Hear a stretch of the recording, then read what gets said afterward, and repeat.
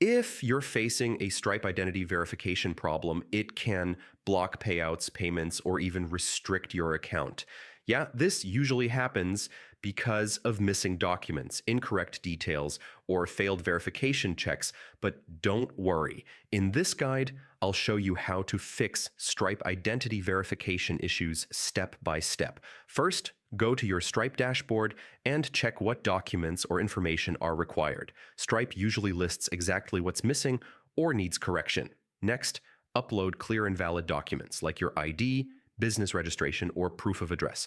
Make sure the images are not blurry and all details are visible. Make sure your submitted documents match your account information exactly.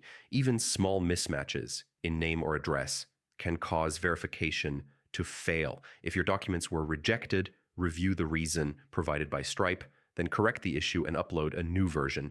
After submitting everything, wait for Stripe to review your documents. Verification can take some time depending on the checks required. If the problem continues, contact Stripe support. They can guide you through the verification process and resolve any issues faster.